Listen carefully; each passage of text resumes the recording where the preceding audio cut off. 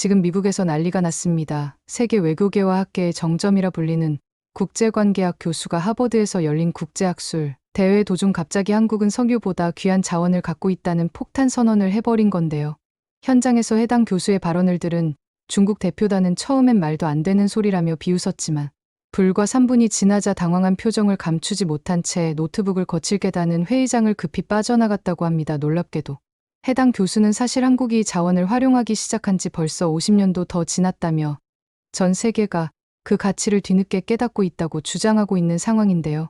그렇다면 한국이 갖고 있는 석유보다 귀한 자원의 정체가 뭔지, 그리고 중국 대표단은 왜 급하게 회의장을 빠져나갈 수밖에 없었는지 함께 알아보러 가실까요? 이야기를 시작하기 전에 구독과 좋아요는 눌러주셨나요? 늘 응원해 주셔서 감사합니다. 안녕하세요. 저는 하버드대학교 케네디 스쿨에서 국제관계학을 가르치는 맷 교수입니다. 최근에 참가했던 한 학술회의장에서 겪었던 충격적인 일을 말씀드리기 위해 이렇게 글을 쓰고 있는데요. 사실 그날의 토론은 평범하게 시작되었습니다. 보스턴의 3월은 여전히 쌀쌀했고 하버드대학교 케네디 스쿨 포럼에는 200여 명의 학자와 학생 외교관들이 모여 자원과 해양 접근성, 21세기의 국가 번영의 조건이라는 주제로 열린 국제학술 대회에 참석해 있었습니다. 저는 패널 사회자로 초청받았고 제 연구실 박사 과정 학생인 김태영이 함께 패널로 참여했습니다. 김태영은 한국에서 외교부 근무 경력이 있는 유능한 학생으로 해양 안보와 무역로에 관한 연구 학계에서 주목받고 있었죠. 다른 패널로는 베이징 대학에서 온 리 교수와 그의 제자인 류웨이가 참석했습니다. 리 교수는 중국의 1대1로 정책을 설계한 핵심 인물 중 한 명으로 알려져 있었고, 류웨이는 하버드대학교 경제학과에서 교환학생으로 공부하며 중국 자원, 외교에 관한 연구를 진행하고 있었습니다. 토론의 시작은 제가 던진 질문이었습니다. 국가의 번영을 위해 더 중요한 것은 무엇일까요? 풍부한 자원일까요? 아니면 바다와 같은 지리적 이점일까요? 이 교수가 먼저 마이크를 잡았습니다. 그는 당당한 목소리로 자신의 주장을 펼쳤습니다. 역사적으로 볼 때 자원이 풍부한 국가들이 항상 번영을 누렸습니다. 석유, 천연가스, 광물 자원이 국가의 경제 발전을 견인했죠. 중동의 산유국들, 러시아, 호주와 같은 나라들을 보십시오. 이들 국가는 풍부한 자원 덕분에 국제사회에서 영향력을 행사할 수 있었습니다. 그의 말에 청중 일부가 고개를 끄덕였습니다. 리웨이도 스승의 말을 이어받아 자신의 연구 자료를 화면에 띄웠습니다. 제가 최근 연구한 바에 따르면 세계 상위 20개 경제 대국 중 14개국이 주요 자원 보유국입니다. 특히 사우디아라비아는 석유 덕분에 1인당 GDP가 2만 달러를 넘는 부국이 되었습니다. 자원이 없는 나라는 결국 다른 나라에 의존할 수밖에 없고 이는 경제적 자립을 어렵게 만듭니다. 이 교수와 리웨이의 발표는 체계적이고 논리적이었습니다. 통계 자료와 역사적 사례를 바탕으로 한 그들의 주장에 청중들은 설득되는 듯했고 회의장에는 묘한 긴장감이 감돌았습니다. 미국과 중국의 패권 경쟁이 심화되는 상황에서 이 학술, 토론마저 국가 간 힘겨루기의 장으로 변해가는 듯했습니다. 제가 반박하려고 마이크를 잡으려던 그 순간 김태영이 차분하지만 단호한 목소리로 말을 꺼냈습니다. 이 교수님과 리웨이의 학생의 분석에 일부 동의합니다만 한 가지 중요한 역사적 사례를 살펴보고 싶습니다. 1965년 사우디아라비아와 요르단 사이에 있었던 영토 교환 사례입니다. 청중들의 시선이 일제히 김태영에게 쏠렸습니다. 저도 호기심 어린 눈빛으로 그를 바라봤습니다. 김태영은 파워포인트 화면을 전환하며 계속했습니다. 1965년 8월 10일 요르단은 사우디아라비아에게 7제곱미터의 영토를 넘겨주었습니다. 이 영토는 서울 면적의 약 10배에 달하는 크기였고 후에 이 지역에서 석유가 발견되었죠. 그 대신 요르단은 홍해 연해 19km 해안선을 얻었습니다. 리웨이가 비웃 끼어들었습니다. 그건 명백히 요르단의 실수였군요.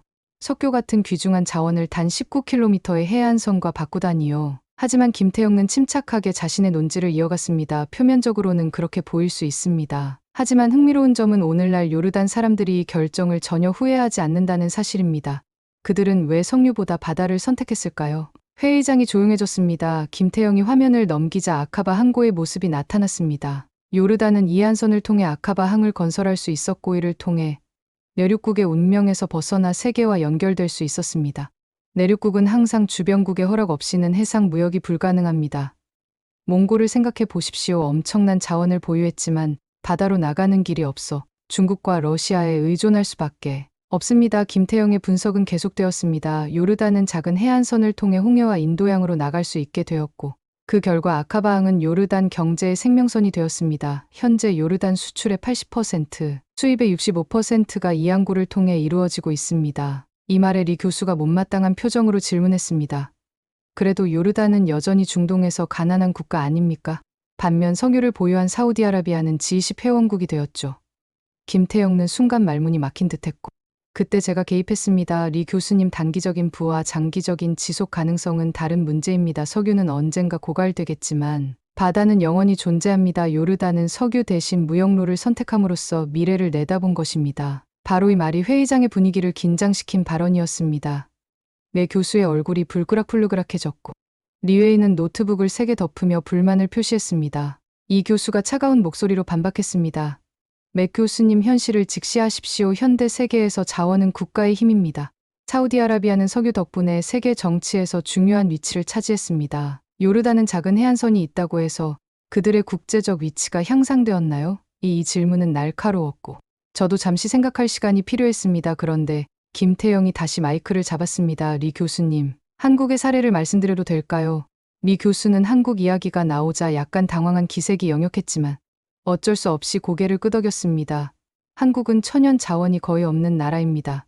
석유 한 방울 나지 않고 주요 광물 자원도 부족합니다. 1960년대 한국의 1인당 GDP는 불과 $100 정도였죠. 하지만 오늘날 한국은 세계 10위권의 경제대국이 되었습니다. 어떻게 가능했을까요? 그것은 바로 바다 덕분입니다. 김태영의 설명이 이어졌습니다. 한국은 이 바다로 둘러싸여 해양 접근성이 뛰어납니다. 이를 최대한 활용하여 수출 주도형 경제 성장을 이겼죠. 한국의 무역은 거의 전적으로 해상을 통해 이루어집니다. 정확히 말하면 수출인 물동량의 99.6%가 해상을 통해 운송됩니다. 이회이가 비웃듯 말했습니다. 그렇다면 한국은 바다가 없었으면 아무것도 아니었다는 뜻이군요. 결국 자원이 없으니 바다에 의존할 수밖에 없었던 것이고요. 김태영은 도발에 동요하지 않고 차분히 대답했습니다. 그렇게 볼 수도 있습니다. 하지만 중요한 점은 한국이 자원 부족이라는 한계를 오히려 기회로 삼았다는 것입니다. 자원에 의존하는 대신 인적 자원과 해양 접근성을 활용하여 지속 가능한 성장 모델을 만들어냈습니다. 저는 김태영의 설명에 고개를 끄덕이며 보충 설명을 했습니다. 사실 경제학에서는 자원의 저주라는 개념이 있습니다. 자원이 풍부한 국가들이 오히려 장기적인 경제 성장에 실패하는 현상을 말하죠. 반면 자원이 부족한 국가들은 혁신과 인적 자본, 발전에 집중하게 되어 지속 가능한 성장을 이룰 수 있습니다.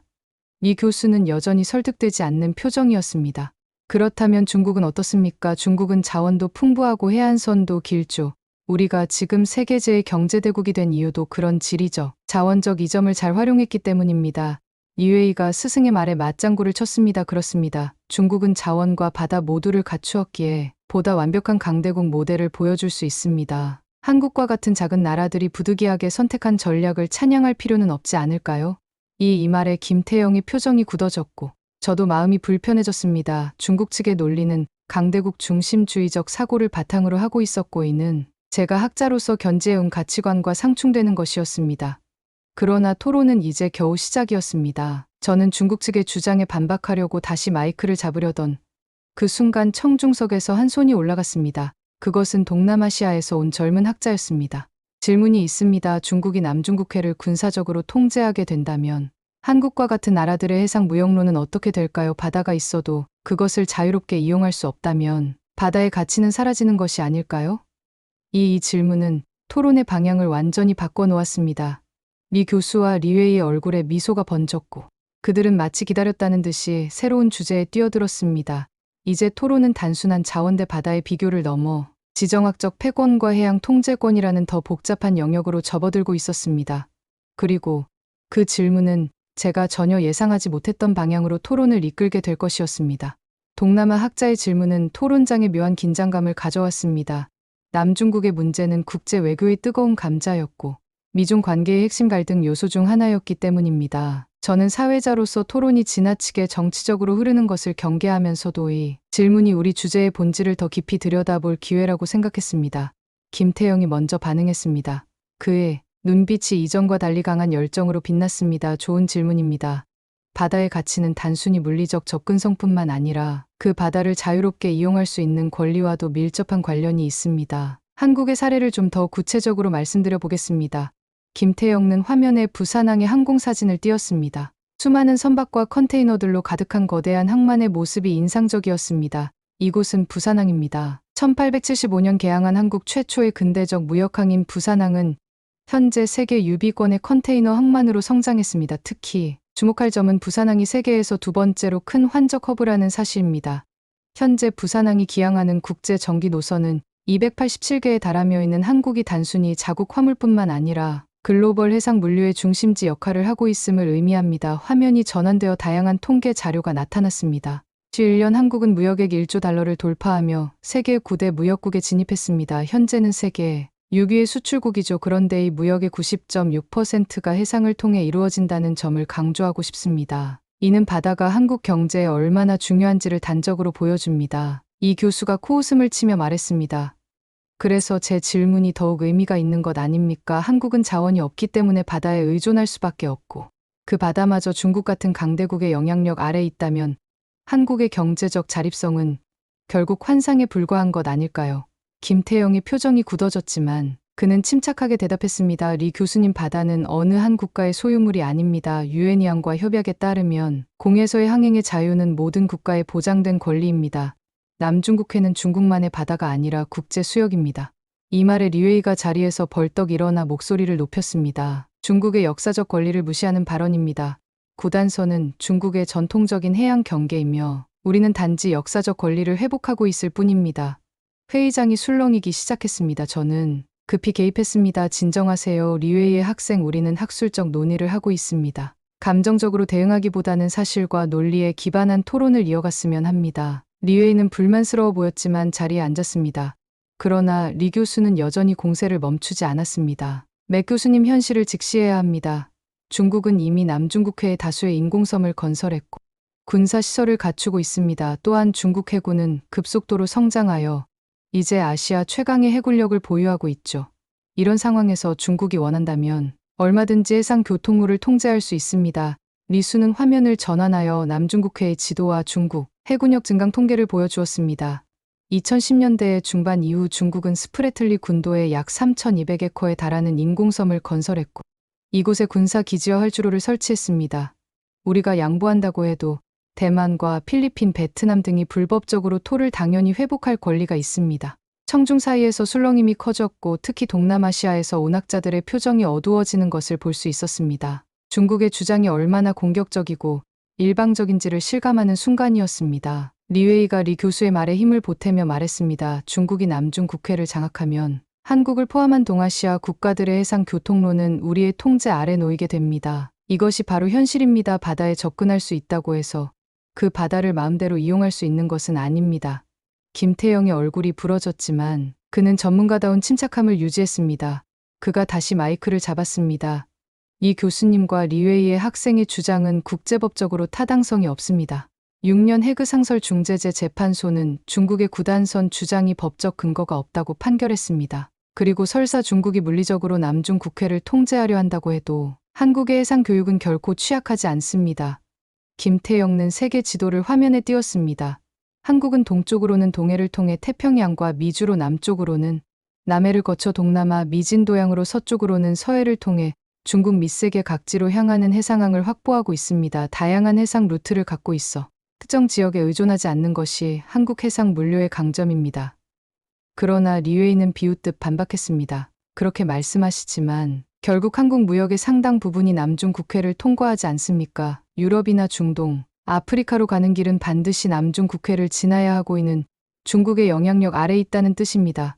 김태영이 반박하려 했지만 리웨이가 계속해서 말을 이어갔습니다. 더구나 한국은 중국과의 교육 의존도가 높습니다. 중국은 한국의 최대 교육국이고 이 교육의 상당 부분이 서해를 거쳐 이루어집니다.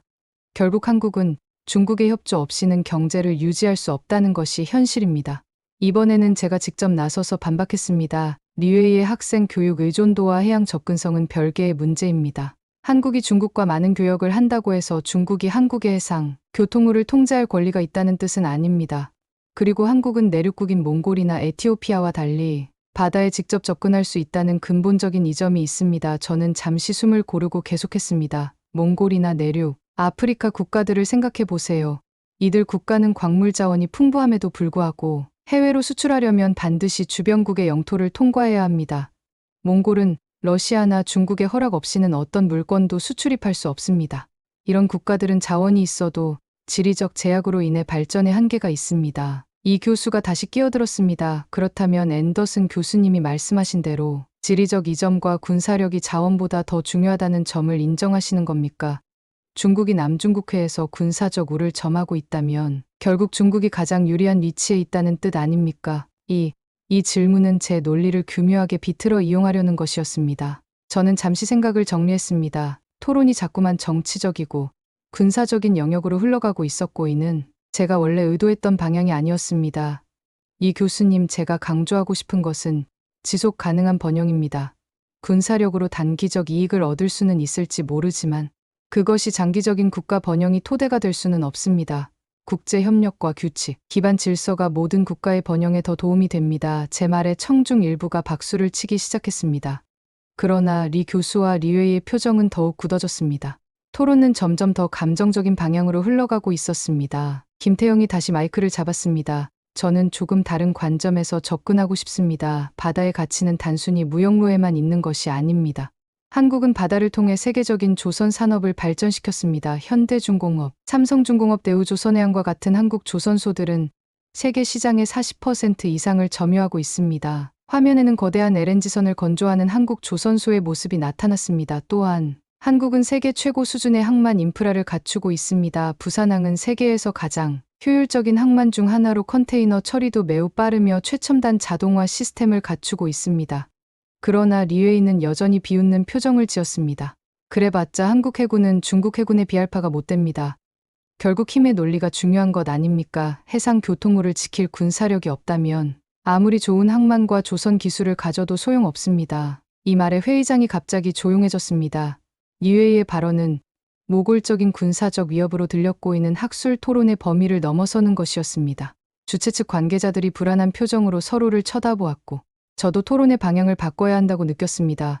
왕래의 학생, 우리는 학술 토론을 하고 있습니다. 군사적 위협이나 힘의 논리를 언급하는 것은 적절하지 않습니다. 그때 예상치 못한 발언이 나왔습니다. 청중석에 앉아있던 한 아시아 여성이 손을 들고 질문했습니다. 한국 학생분께 여쭤보고 싶습니다. 중국 어선들이 한국 해역에서 불법 조업을 벌이고 2016년에는 한국 해경과 충돌의 큰 사회적 이슈가 되었다고 들었습니다. 이런 상황에서 한국은 어떻게 자국의 해양 권익을 보호하고 있나요? 갑작스러운 질문에 김태영이 잠시 당황한 듯했지만 곧 침착하게 대답했습니다. 네, 말씀하신 대로 서해에서는 중국 어선들의 불법 조업 문제가 심각합니다. 매년 수백 척의 중국 어선이 한국 수역에서 불법 조업을 하고 있고 2016년에는 인천 앞바다에서 불법 조업 단속 중이던 한국 해경정이 중국 어선에 의해 침몰하는 사건이 있었습니다. 이 말에 청중들이 놀란 표정을 지었고 리 교수와 리웨이는 불편한 기색이 역력했습니다. 김태형은 계속했습니다. 한국은 해양 경찰을 통해 불법 조업 단속을 강화하고 있으며 중국 정부에도 지속적으로 관리를 요청하고 있습니다. 또한 2018년부터는 한중 양국이 공동 단속을 시범 실시하는 등 협력적 해결책도 모색하고 있습니다. 이 이야기가 나오자 리웨이가 급히 끼어들었습니다. 그건 해역이 중국 관할 수 있는 곳에서 한국이 법 집행했기 때문에 벌어진 일입니다. 중국 어민들은 자신들의 전통적인 어장에서 조업하고 있었을 뿐입니다. 김태영의 표정이 굳어졌습니다. 리웨이의 학생, 그 해역은 명백히 한국의 배타적 경제 수역입니다. 유엔이양법 협약에 따라 한국이 정당한 관할권을 행사할 수 있는 수역이죠. 전통적 어장이라는 모한 개념으로 국제법을 무시하는 것은 받아들일 수 없습니다. 회의장의 긴장감이 최고조에 달했습니다. 이제 토론은 단순한 학술적 논쟁을 넘어 현실 정치의 처한 갈등으로 번져가고 있었습니다. 저는 사회자로서 중재에 나서야 했지만 동시에 학자로서 진실을 밝혀야 할 책임도 느꼈습니다. 그리고 그 순간 저는 중요한 결단을 내렸습니다. 잠시 토론의 방향을 바꾸겠습니다. 제 목소리가 회의장에 울려 퍼졌습니다. 저는 책상 위에 놓아두었던 서류 파일을 집어들었습니다. 이 자료는 원래 다른 연구를 위해 준비해 둔 것이었지만 지금이야말로 이를 활용할 때라고 판단했습니다. 이 교수님과 리웨이의 학생은 계속해서 중국의 해양 지배력과 군사적 우위를 강조하고 계십니다. 그러나 저는 오늘 국가 번영의 조건이라는 관점에서 중국의 해양 전략이 과연 지속 가능한지 그리고 정당한지에 대해 질문을 던지고 싶습니다. 제가 화면에 띄운 첫 번째 슬라이드는 스리랑카의 한반도타 항구 사진이었습니다. 거대한 항만 시설이 보였지만 선박이나 컨테이너는 거의 보이지 않았습니다. 이곳은 스리랑카의 한반도 항구입니다. 중국이 1대1로 정책의 일환으로 11억 달러를 투자해 건설한 곳이죠. 그런데 흥미로운 것은 2017년 스리랑카 정부가 이왕구의 운영권을 중국에 99년간 넘겨주었다는 사실입니다. 왜 그랬을까요? 이 교수가 불편한 표정으로 자세를 고쳐 앉았습니다. 제가 계속 말을 이어갔습니다. 스리랑카는 중국으로부터 빌린 막대한 차관을 상환하지 못해 결국 이 전략적 항구를 넘겨줄 수밖에 없었습니다. 이것이 바로 부채 함정 외교의 전형적인 사례입니다. 이 교수가 즉각 반발했습니다. 맥 교수. 그것은 서방 언론에 편향된 시각입니다. 중국은 단지 개발도상국의 인프라 건설을 돕고 있을 뿐입니다. 저는 그의 말을 무시하지 않고 정중하게 대답했습니다. 이 교수님의 의견 존중합니다만 사실을 봅시다. 스리랑카뿐만이 아닙니다. 파키스탄은 중국과 파키스탄 경제해랑인 CPC 사업으로 약 620억 달러 규모의 프로젝트를 진행했고, 그 결과 현재 파키스탄의 대중국 부채는 약 287억 달러로 전체 외채 22%를 차지합니다. 화면이 전환되어 파키스탄의 과다르 항만과 부채 통계가 나타났습니다. 이러한 부채 함정으로 인해 이 국가들은 경제적 외교적 위기에 처했습니다. 스리랑카는 2022년 채무불이행 위기를 맞았고 파키스탄도 유사한 위기를 겪고 있습니다. 과연 이것이 리 교수님이 말씀하신 국가 번영의 모델인가요? 청중 사이에서 술렁임이 일었고 몇몇은 저를 향해 고개를 끄덕이기 시작했습니다. 리웨이는 분노한 표정으로 무언가 말하려 했지만 이 교수가 그를 제지했습니다. 이 교수가 침착하게 대응했습니다. 맥 교수님, 우리의 토론 주제는 중국의 해외 투자 정책이 아니라 자원과 바다의 가치 비교입니다. 주제에서 벗어나신 것 같군요. 전혀 그렇지 않습니다. 이 교수님, 제가 말씀드리는 핵심은 바로 이것입니다. 바다는 누구의 소유도 아니며 모든 국가가 자유롭게 이용할 수 있어야 합니다. 그런데 중국의 전략은 바다를 장악하고 통제하려는 시도로 보입니다. 이것이 과연 지속 가능한 국제 질서일까요? 이 교수가 반박하려 했지만 김태영이 먼저 마이크를 잡았습니다. 저도 한 가지 중요한 사례를 언급하고 싶습니다. 앞서 불법 조업업 문제가 나왔는데 중국 어선들의 서해 불법 조업은 단순한 국경 분쟁이 아닙니다. 이는 해양 생태계와 자원의 지속 가능성에 관한 문제이기도 합니다. 화면에는 서해에서 불법 조업하는 중국 어선단의 사진과 함께 해양 생태계 파괴 통계가 나타났습니다. 중국 어선들은 서해의 어족 자원을 무분별하게 남매객하고 있고 이로 인해 해양 생태계는 심각하게 훼손되고 있습니다. 한국 어민들은 생계의 위협을 받고 있고 서해의 해양 환경은 악화일로에 있습니다.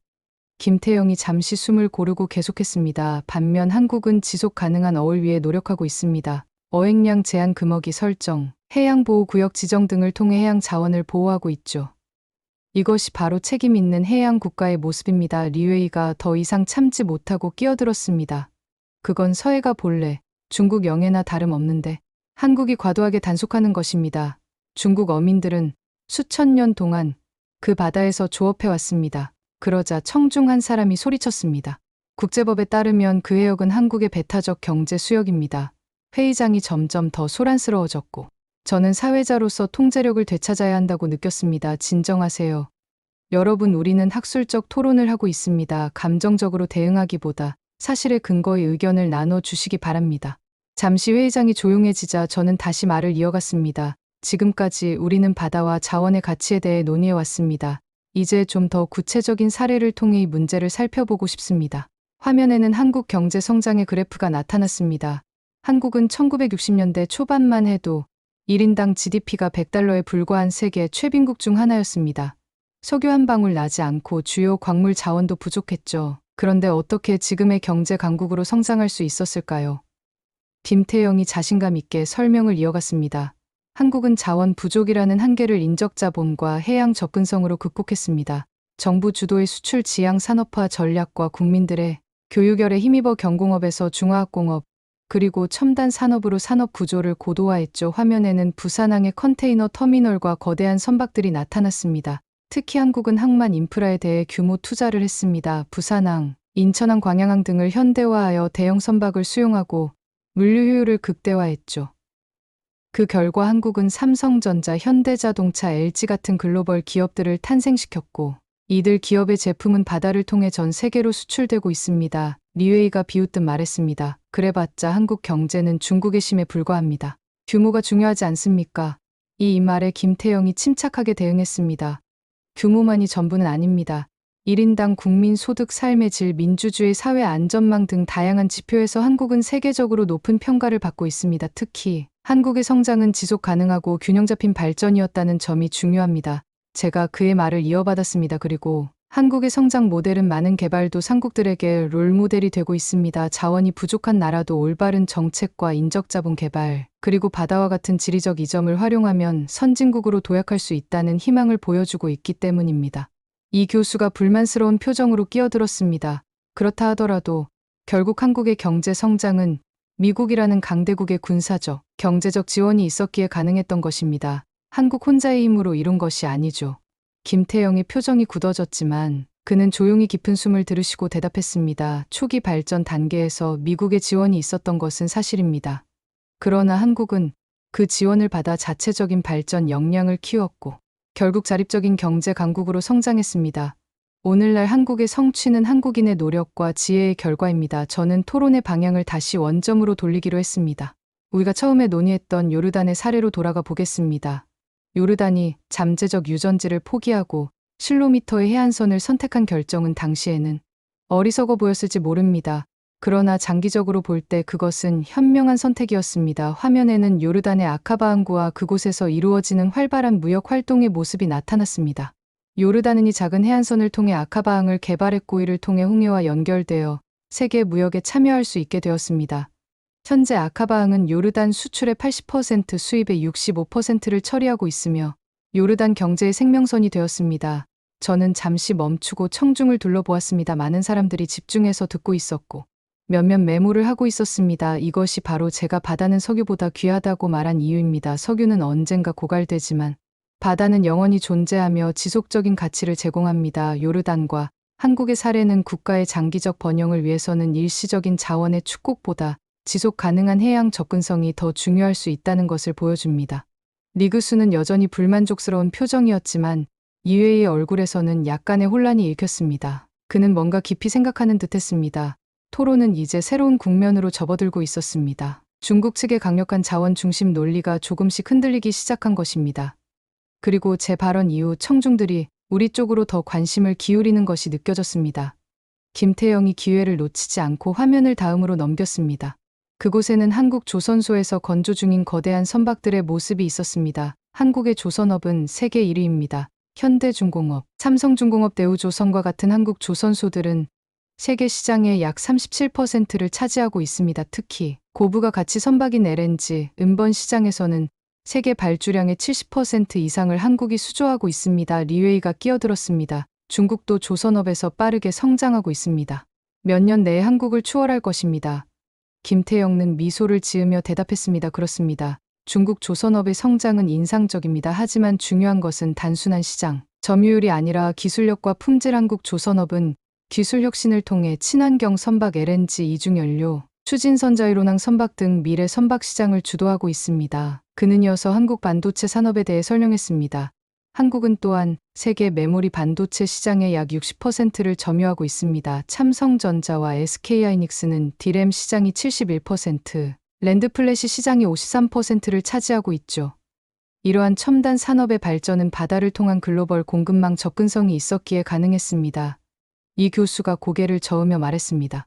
그래도 중국은 반도체 산업에 엄청난 투자를 하고 있습니다. 머지않아 기술 격차를 따라잡을 것입니다. 저는 리 교수의 말을 무시하지 않고 정중하게 대답했습니다. 리 교수님, 기술 혁신은 단순히 투자, 규모만으로 결정되지 않습니다. 창의적인 사고, 개방된 교육 시스템, 자유로운 연구 환경이 필요합니다. 한국이 이러한 분야에서 성공할 수 있었던 것은 바다를 통해 세계와 연결되어 있었기 때문입니다. 고립된 내륙국이었다면 이런 발전은 불가능했을 것입니다. 청중 사이에서 호응이 이어졌고 이제 토론의 흐름이 확실히 우리 쪽으로 기울기 시작했습니다. 리 교수와 리웨이는 점점 더 수세에 몰리는 듯했습니다. 김태영은 자신감의 찬 표정으로 마지막 자료를 보여주었습니다. 그것은 한국이 케팝 영화, 드라마 등 문화 콘텐츠 수출 통계였습니다. 마지막으로 한국은 문화 소프트 파워에서도 세계적인 영향력을 갖게 되었습니다. BTS 같은 팝 그룹은 전 세계 수억 명의 팬을 가지고 있으며 2021년 넷플릭스의 오징어 게임은 전 세계 94개국에서 시청 순위 1위를 기록했습니다. 39년 봉준호 감독의 기생충은 아카데미 작품상을 수상했죠. 리웨이가 못마땅한 표정으로 말했습니다. 그럼 영화와 음악이 석유보다 중요하다는 말입니까? 김태영은 침착하게 대답했습니다. 제가 말씀드리는 것은 바다를 통한 개방성과 연결성이 문화, 교류와 창의성 발전에도 큰 영향을 미친다는 것입니다. 한국 문화가 전 세계로 퍼져나갈 수 있었던 것도 해양 국가로서의 개방성 덕분이었습니다. 저는 이 말을 받아 마무리 발언을 준비했습니다. 토론은 이제 절정에 다다르고 있었고, 청중들은 긴장된 표정으로 우리의 주장에 귀를 기울이고 있었습니다. 토론이 새로운 국면으로 접어들 때 청중석에서 한 학생이 질문했습니다. 디지털 인프라와 관련해서 한국과 중국의 상황을 비교해 주실 수 있을까요? 오후 같은 최신 통신 기술이 해양 접근성과 어떤 관련이 있는지 궁금합니다. 이 질문에 리웨이가 곧바로 반응했습니다. 중국의 5G 네트워크는 세계 최대 규모입니다.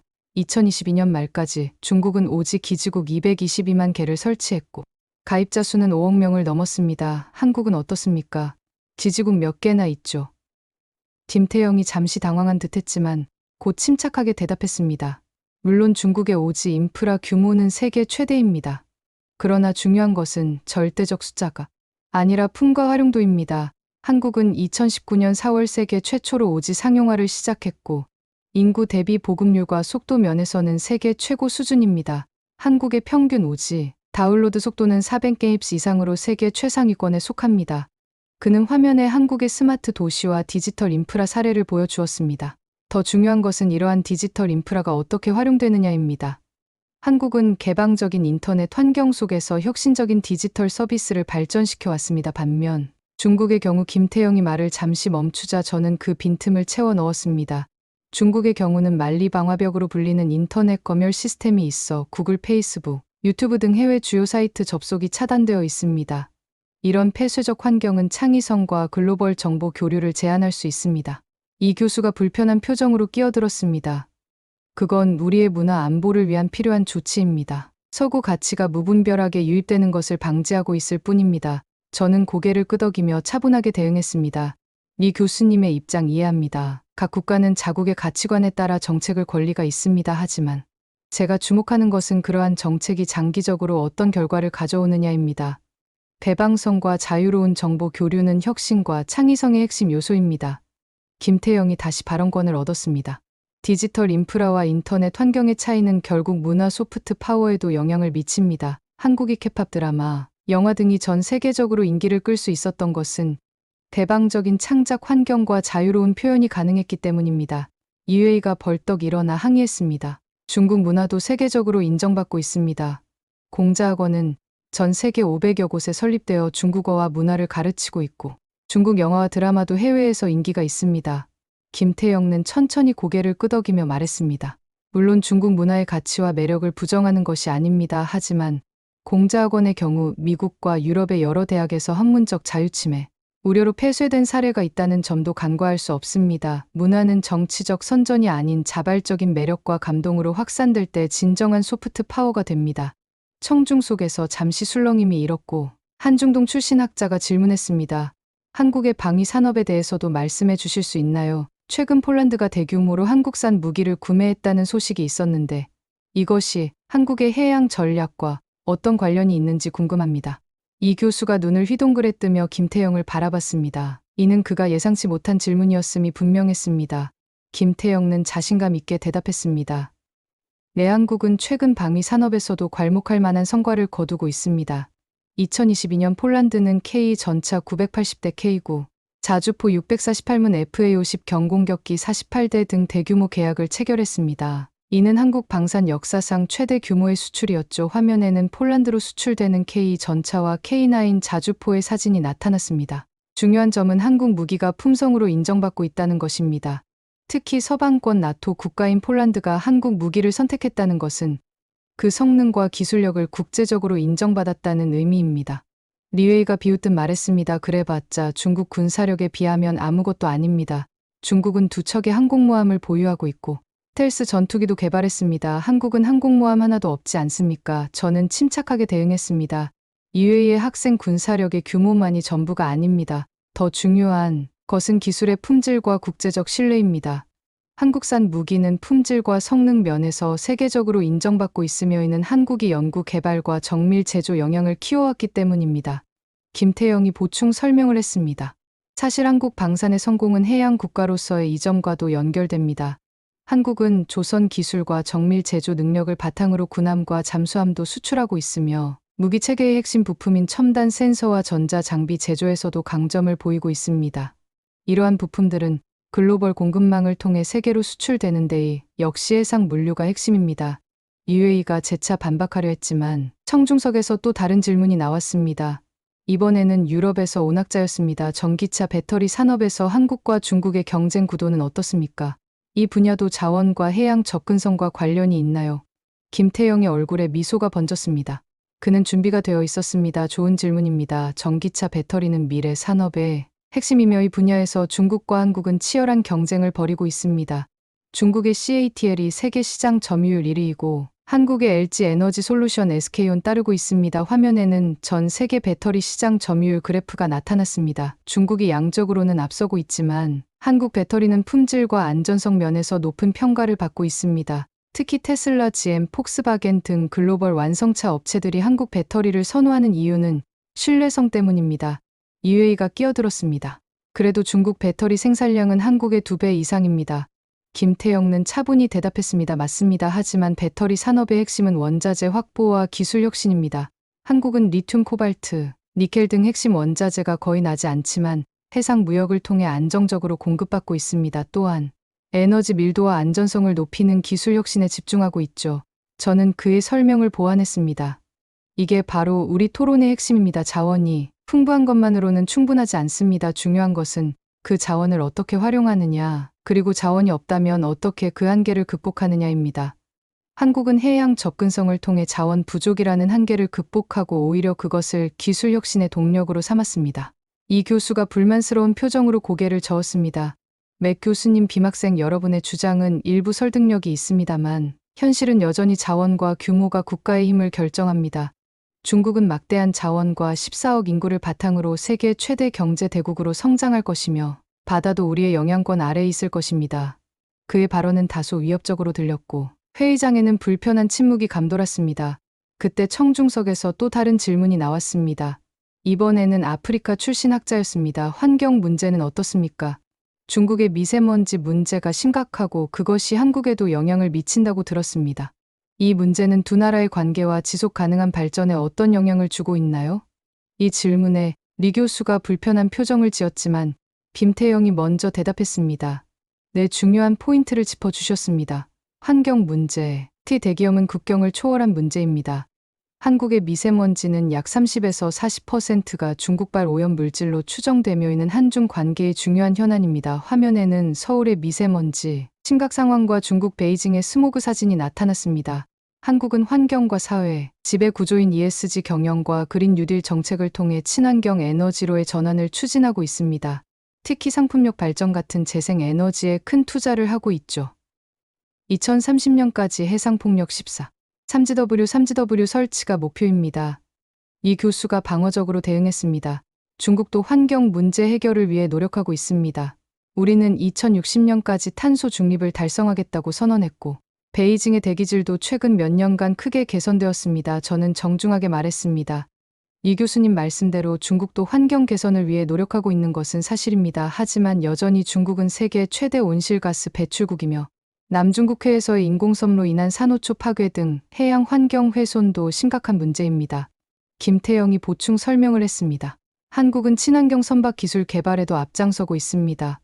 국제사기구 IMO의 환경 규제에 대응해 LNG 이중연료 추진선, 전기 추진 여객선 등을 개발하고 있죠. 이는 해양 강국으로서 환경 책임을 다하려는 노력의 일환입니다. 토론은 이제 마무리 단계로 접어들고 있었습니다. 청중들의 관심이 점점 높아져 회의장은 이전보다 더 집중된 분위기였습니다. 저는 최종 발언을 준비했습니다. 오늘 우리는 자원과 해양 접근성, 21세기 국가 번영의 조건이라는 주제로 깊이 있는 토론을 나누었습니다. 이 교수님과 리웨이의 학생은 자원의 중요성을, 김태영 학생과 저는 해양 접근성의 가치를 강조했습니다. 저는 잠시 숨을 고르고 계속했습니다. 이 토론을 통해 우리가 얻은 결론은 무엇일까요? 제 생각에는 이렇습니다. 자원은 분명 국가 발전의 중요한 요소입니다. 그러나 그것만으로는 충분하지 않습니다. 더 중요한 것은 지속 가능한 접근성과 연결성, 그리고 인적 자본의 발전입니다. 화면에는 요르단의 아카바항과 한국의 부산항 그리고 세계 무역로를 보여주는 지도가 나타났습니다. 요르단과 한국의 사례는 바다가 왜 석유보다 귀할 수 있는지를 보여줍니다. 바다는 단순한 물리적 공간이 아니라 세계와 연결되는 창의자 지속 가능한 한 번영의 통로입니다. 특히 21세기 글로벌 가치 사슬 시대에는 해양 접근성이 국가 경쟁력의 핵심 요소가 되고 있습니다. 저는 청중을 둘러보았습니다. 많은 사람들이 고개를 끄덕이고 있었습니다. 마지막으로 바다는 누구의 소유도 아닙니다. 바다는 공유제이며 모든 국가가 자유롭게 이용할 수 있어야 합니다. 국제법과 규칙 기반 질서를 존중하는 것이 모든 국가의 공동 번영을 위한 길입니다. 저희 마지막 말이 끝나자 회의장에서 박수 소리가 터져 나왔습니다. 처음에는 몇몇 사람들만 박수를 쳤지만 점점 더 많은 사람들이 동참했고 마침내 대부분의 청중이 기립해서 박수를 치기 시작했습니다. 리 교수와 리웨이는 어색한 표정으로 자리에 앉아 있었습니다. 특히 리웨이의 얼굴에서는 혼란과 당혹감이 읽혔습니다. 그는 토론이 시작될 때만 해도 자신감에 차 있었지만 이제는 자신의 신념에 의문을 품는 듯한 표정이었습니다. 김태영은 기쁨을 감추지 못하고 환하게 웃고 있었습니다.